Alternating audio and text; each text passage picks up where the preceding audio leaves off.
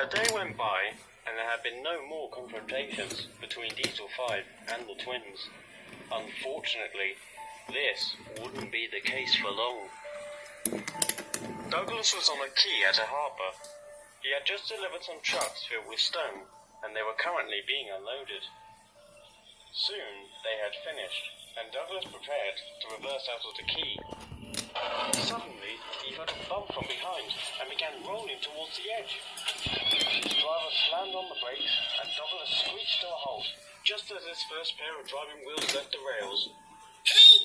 Someone help! Luckily, Donald, who was nearby, came to his aid, and after being coupled up, pulled Douglas to safety. Oh, thank you, Donald. Thank you.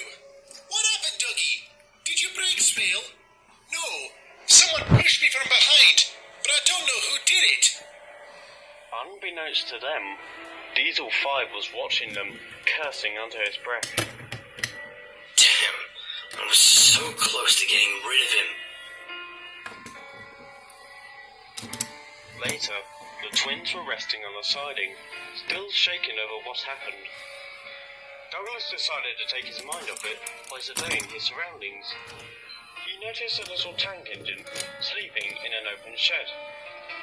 All of a sudden, it was bumped from behind and began rolling down the line towards the quay. Both twins were shocked, and as Douglas watched on, unable to move in time, Donald looked back at the shed.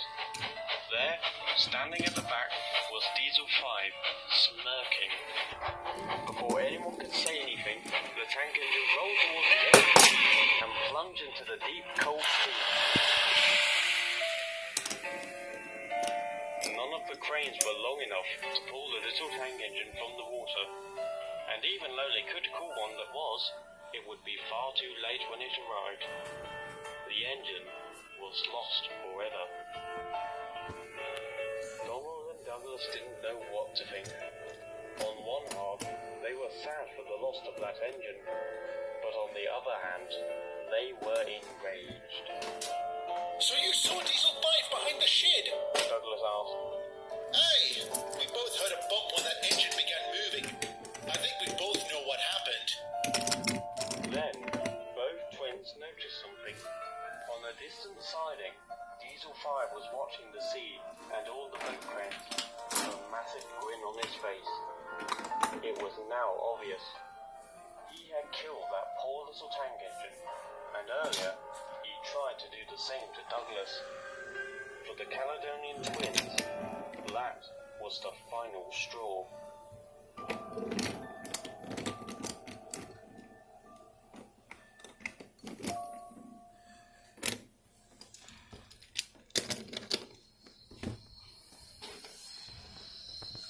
That evening, Diesel 5 was in a goods yard, preparing to leave. He had just delivered a train there, and was currently filling up on fuel. When he finished, his driver entered the cab, and they were on their way. Neither of them noticed a certain pair of engines on the siding, watching them. It's a shame you weren't able to get rid of that Tinder engine, Diesel 5's driver said. Indeed. I'm sure I'll have another chance. She was interrupted by a spluttering sound from his engine, and before long, he came to a complete stop. What happened? I don't know, replied the driver. You're not working anymore. The driver got out and inspected Diesel 5, but there was nothing wrong. Well, we must have taken bad fuel. I'll have to run back and phone for help. The driver then proceeded to jog up the line, back to the yard, where he would find the nearest signal box. Diesel 5 was all alone, but not for long. He began to hear the puffing of a steam engine from behind. I was hoping for a diesel to help me, but you're better than nothing. Ow! He cried as he was bumped from behind. Do you mind? Quiet you! Came a stern voice. Oh, which one are you? 57646 or that other one? We're both here.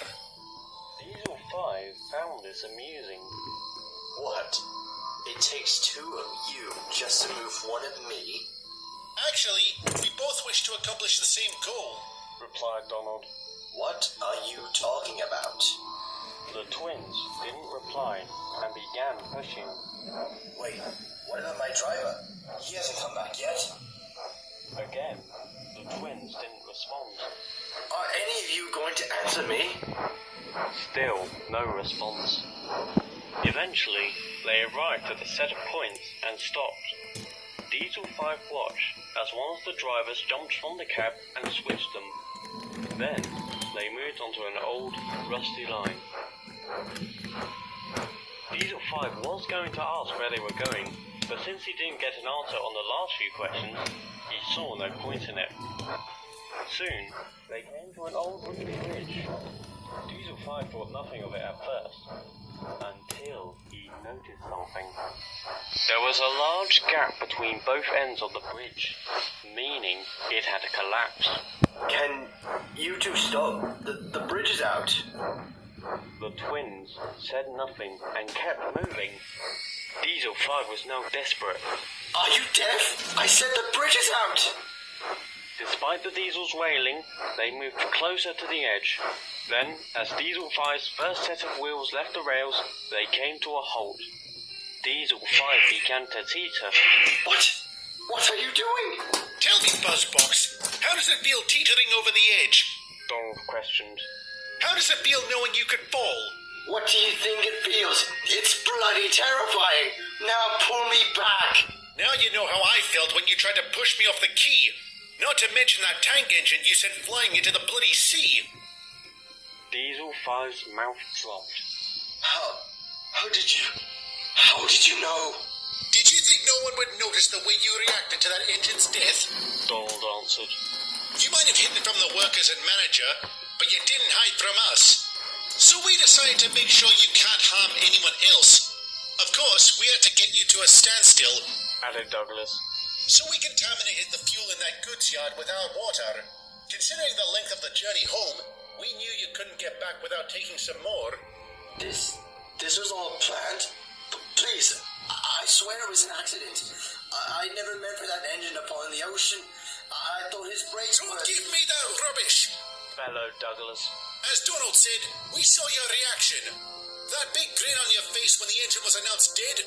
Your intentions were clear, and you achieved them. And you claim you're doing better? If I fall, the blood will be on your buffers. You're attempting murder. Murder! Then, Diesel 5 heard the cracking of wood beneath him. He soon realized that this bridge wasn't designed for engines his weight. Donald and Douglas wisely moved back onto land. Murder, you say? Well, how does it matter if the victim in question committed murder himself? Aye. You see, Diesel 5, this isn't murder. This is punishment!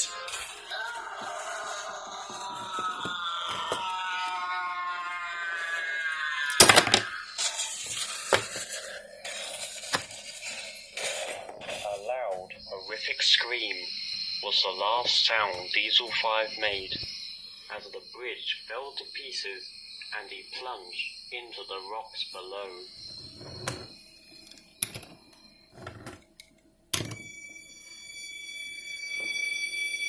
No one ever did find out about the acts Donald and Douglas committed on that night, but Diesel 5's absence didn't go unnoticed. His remains were eventually discovered by a breakdown gang, all of which were taken to crew for scrap. The workmen assumed that the driver left the engine to do something and forgot to put the brakes on properly, resulting in him rolling on his own. That was until the driver himself told them about the breakdown and that it must have been contaminated fuel, which was later confirmed by an inspector. In the end, no one had an answer to what happened to Diesel 5 that night. At one point, he was on the main line, and the next, at the bottom of where a bridge once stood. Shortly after the incident, some shocking details regarding Diesel 5's life on BR were recently uncovered. After hearing reports from eyewitnesses, Donald and Douglas discovered that tank engine at the harbour was the fifth victim to Diesel 5. He was the cause of the deaths of 4 other steam engines, either by being pushed into the ocean or down large hills. It was also revealed that his driver had allowed him to commit these horrible deeds and was promptly arrested. After that, not much more was said on the matter. The death of Diesel 5 was still a mystery, but considering his crimes, no one thought much of it. As for Donald and Douglas, they admittedly had some guilt regarding their actions. On one buffer, it might have been wise if they brought Diesel 5 and his driver to the authorities and let them deal with it. But on the other buffer, he had taken the lives of 5 innocent engines, and it would have been 6 if Douglas wasn't saved by his twin. They eventually came to the same conclusion. No matter how it would have went, Diesel 5's fate was sealed.